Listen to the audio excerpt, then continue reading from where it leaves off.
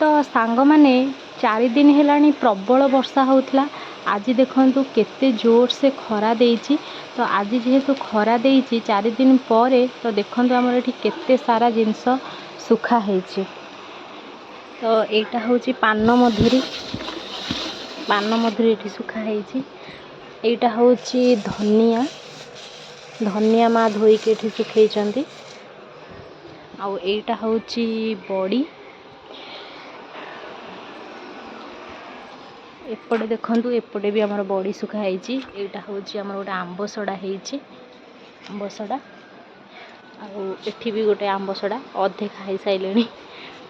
ଏଠି ହେଉଛି ବଡ଼ି, ଆଉ ଏଠି ବି ଆମ୍ବ ସଡ଼ା, ଏଇଟା ବି ଆମ୍ବ ସଡ଼ା। ଆଉ ଏଇଟା ଦେଖନ୍ତୁ କେତେ ବଡ଼ ଗୋଟେ ଆମ୍ବ ସଡ଼ା ହେଇଛି। ଆଉ ଟିକେ ଶୁଖିଗଲେ ଖିଆଯିବ। ଆଉ ଏଠି ଆମ୍ବୁଲ ଆମର ଶୁଖା ହେଇଛି। ଆଉ ଏଠି ଦେଖନ୍ତୁ ଗୋଟେ ବଢ଼ିଆ ଜିନିଷ, ମିକ୍ସଚର ଆମର ଶୁଖା ହେଇଛି। ମିକ୍ସଚର ଆମର ଖରାପ ହେଇଯାଇଥିଲା, ଗମରା ହେଇଯାଇଥିଲା, ତ ମା ଏଠି ଶୁଖେଇ ଦେଇଛନ୍ତି। ଆଉ ଏଠି ଆମର ସୋରିଷ ଶୁଖା ହେଇଛି। ଏଠି କଳା ଜିରା। ଆଉ ଏଠି ଗୋଟେ ବଢ଼ିଆ ଜିନିଷଟେ ଦେଖନ୍ତୁ। ତ ଏଇଟା ଦେଖନ୍ତୁ କେତେ ସୁନ୍ଦର ଦେଖାଯାଉଛି। ଏଇଟା ହେଉଛି ଆମର ଗୋଟେ ସପୁରୀ ଗୋଟେ ବଳି ଯାଇଥିଲା, ତ ମା ତା ଦେହରେ ତାକୁ ଗ୍ରାଇଣ୍ଡ କରିକି ଏମିତି ବନେଇ ଦେଇଛନ୍ତି।